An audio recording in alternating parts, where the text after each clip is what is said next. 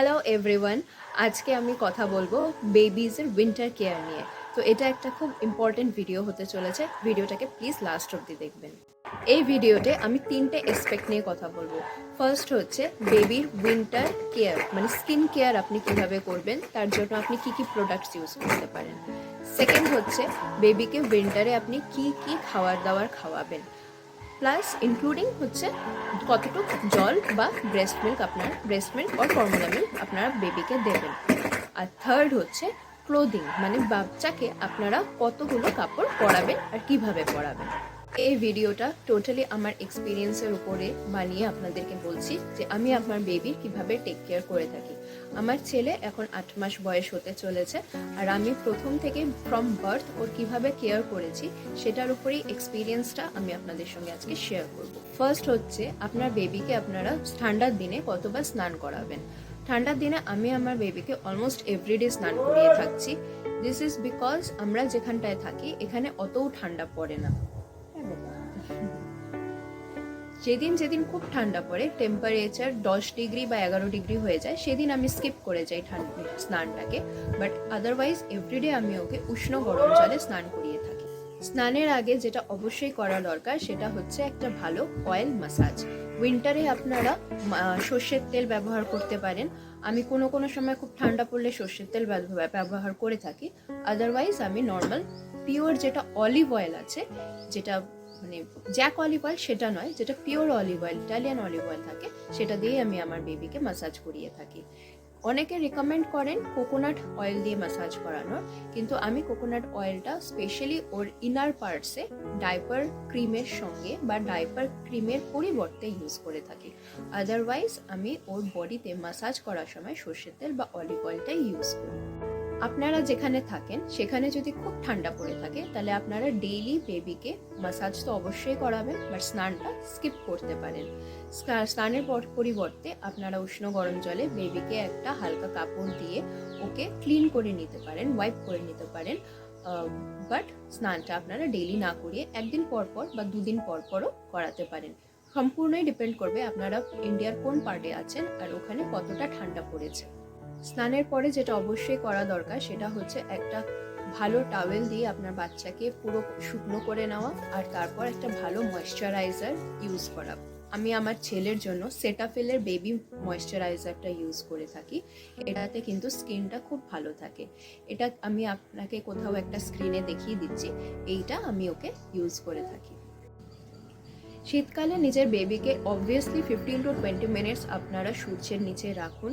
এতে কিন্তু ওদের ভিটামিন ডি অ্যাবসর্পশন ভালো হবে, যাতে ওরা ক্যালসিয়ামটা ইউটিলাইজ করতে পারে। এটা ওদের হার্টের ডেভেলপমেন্ট প্লাস ব্রেইন ডেভেলপমেন্টের জন্য খুব ইম্পর্টেন্ট। এবার আসছি খাওয়া দাওয়াতে। যদি আপনাদের বেবি 6 মান্থসের নিচে হয় তাহলে তো সে আইদার অ্যাবসলিউট ব্রেস্ট ফিডিং বা ফর্মুলা ফিডিং বা কম্বিনেশন, দুটোর কম্বিনেশনে যদি আপনার বেবি থেকে থাকে সেটাই অবভিয়াসলি ও কন্টিনিউ করবেন। কোনো ধরনের এক্সট্রা জল আপনি বেবিকে দেবেন না 6 মান্থসের আগে। যদি আপনার বেবি 6 মান্থসের উপরে হয়ে থাকে তাহলে সলিড ফুড আপনি যেভাবে ইন্ট্রোডিউস করে থাকছেন সেটাই করবেন। 6 মান্থসের ওপরের বেবিদেরকে কিন্তু জল দেওয়াটাও খুবই important. Minimum 50 ml to 100 ml জল আপনি আপনার বেবিকে দিতে পারেন যদি আপনার বেবির বয়স 6 মান্থস টু 9 to 10 মান্থস হয়ে দিয়ে থাকে। এই সময় আপনি আপনার বেবিকে ভিটামিন সি জাতীয় খাবার দাবার অবশ্যই দেবেন। আমলা আপনি দিতে পারেন in the form of juice, বা যদি ছোট ছোট পিস করে আপনার বেবির যদি দাঁত এসে গিয়ে থাকে বা আপনার বেবি যদি 9 মান্থস বা উপরে হয় তাহলে আপনি ছোট ছোট পিস করে আমলা দিতে পারেন। অরেঞ্জেস এই সময় বেরোয়, আপনি অরেঞ্জ ডেফিনেটলি দেবেন। এগুলো খাওয়ারে কিন্তু ভিটামিন সি থাকে। ভিটামিন সি কিন্তু সর্দিতে আপনার বাচ্চার জন্য ইমিউনিটি ভালো রাখার জন্য খুব তাছাড়াও উইন্টারে আপনি পালং শাক, গাজর বা বাকি যে উইন্টার ভেজিটেবলস আছে সেগুলো কিন্তু অবশ্যই দেবেন। এগুলোতে কিন্তু আয়রন রিচ থাকে, ভিটামিন সি রিচ থাকে, যেটা আপনার বাচ্চার ডেভেলপমেন্টের জন্য, কগনিটিভ ডেভেলপমেন্টের জন্য প্লাস ওর মাস্কুলার ডেভেলপমেন্টের জন্য কিন্তু ভেরি ইম্পর্টেন্ট, প্লাস ওর ইমিউনিটির জন্য কিন্তু ভেরি ইম্পর্টেন্ট। এগুলো ছাড়াও আপনার বেবি যতবার নিজের থেকে ব্রেস্ট ফিডিং চাইছে বা ফর্মুলা ফিডিং চাইছে, আপনি আপনার বেবির ইচ্ছে অনুযায়ী, বেবির হাঙ্গার কিউজ বোঝে আপনি আপনার বেবিকে যেটা যেভাবে দিচ্ছেন সেভাবেই কিন্তু কন্টিনিউ করতে থাকবেন। নেক্সট হচ্ছে উইন্টার ক্লোদিং। আপনি আপনার বাচ্চাকে কতগুলো লেয়ার জামা কাপড় পরাবেন।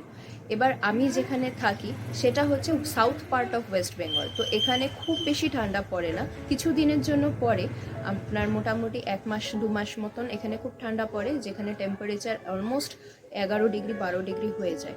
তো এই সময় একটু ঠান্ডা লাগছে, তারপরে অন্য সময় অতটা ঠান্ডা লাগে না। ঠান্ডা বুঝে আপনি আপনার বেবিকে লেয়ারিং করাবেন। খুব বেশি লেয়ারিং কিন্তু বাচ্চাকে আরও বেশি গরম দেবে, আর তাতে ওদের কিন্তু শরীরের ভেতরে ওয়ার্মটা ট্র্যাপ হয়ে যাবে, আর এতে কিন্তু ওদের ফিভার আসার চান্সেস বেশি থাকে। প্রথমে আপনি একটা কটন ইনার পরাতে পারেন, তারপরেই আপনি কোনো থার্মাল পরাতে পারেন। যদি তারপরেও খুব বেশি ঠান্ডা হয়ে থাকে আপনার ওখানে, তো তার উপরে আপনি একটা সোয়েটার কিংবা জ্যাকেট পরাতে পারেন। যদি আপনারা বাইরে যাচ্ছেন তাহলে বাচ্চার কান, মাথা, গলা, পা এগুলো যাতে ঢাকা থাকে, তো আপনারা সেই হিসাবে ক্যাপস বা ওকে মোজা এসব পরাতে পারেন। ঠান্ডাকে ভয় পাবেন না, ঠান্ডাতে অবভিয়াসলি বেবিদেরকে নিয়ে বেরোন, ঠান্ডাকেও বেবিকে এনজয় করতে দিন। আর যদি আপনাদের ওখানে খুব বেশি ঠান্ডা হয়ে থাকে, খুব ঠান্ডা হাওয়া চলছে বা বাইরে স্নোফল হচ্ছে, দেন অবভিয়াসলি বেবিকে সেই সময় বাইরে নিয়ে যাবেন না, এতে ওদের ঠান্ডা লেগে যাওয়ার চান্সেস বেশি থাকবে।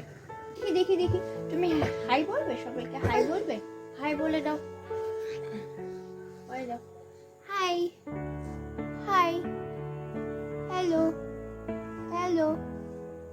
দেখো আমি রোদ্রে বসে আছি। কি বলছো? কান করে না, কান্টু করে না, এখন মোটামুটি 11টার মতন বাজে, আর ইকিকে নিয়ে আমি রোদ্রে একটু বসে আছি বারান্দায়। এখানে খুব সুন্দর রোদ আসে, তো আমি এখানে ওকে 15 to 20 মিনিটস হালকা কাপড় পরিয়ে, এটা একটা খুবই হালকা কাপড়, এটা পরিয়ে ওকে রেখে দিই এখানে রোদ্রের মধ্যে, যাতে ওর বডিতে ভিটামিন ডিটা ভালো করে অ্যাবসর্ব হয়। এরকমই আমি বলতে চাইছিলাম, আপনারা এভাবেই আপনাদের বেবিকে রোদ্রে ডেফিনেটলি এক্সপোজড রাখবেন শীতকালে। আরেকটা হচ্ছে আপনার বেবিকে আপনারা কি ডাইপার ইউজ করাবেন বা ডাইপার র্যাশ ক্রিম হিসাবে কি ইউজ করবেন। তো কোকোনাট অয়েল একটা খুব ভালো ডাইপার র্যাশ লোশন হিসাবে আপনারা ইউজ করতে পারেন। ওটাতে কিন্তু বেবির স্কিন খুব সফট থাকে, প্লাস অয়েল লাগানোর জন্য কি হয় না, যে ইউরিনটা যাচ্ছে ওই ইউরিনটা ডাইরেক্ট স্কিনের সঙ্গে টাচ হচ্ছে না, সেটা একটা লেয়ারের উপর দিয়ে বেরিয়ে যাচ্ছে, তো তাতে ওদের স্কিনটা সফট থাকে আর স্কিনের র্যাশ হওয়ার চান্সেস খুব কম থাকে।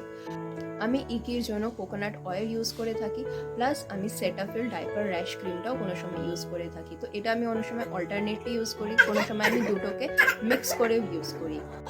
এই ভিডিওটা যদি আপনাদের ভালো লেগে থাকে দেন please like, share and subscribe করে দেবেন, এতে কিন্তু আমি খুব মোটিভেটেড হই আরও নতুন ভিডিওস বানানোর জন্য। আর আপনাদের যদি কোনো কোয়েরি থেকে থাকে তাহলে প্লিজ কমেন্ট করবেন, আমি ডেফিনেটলি চেষ্টা করব আপনাদের কোয়েরিজগুলোর আনসার দেওয়ার।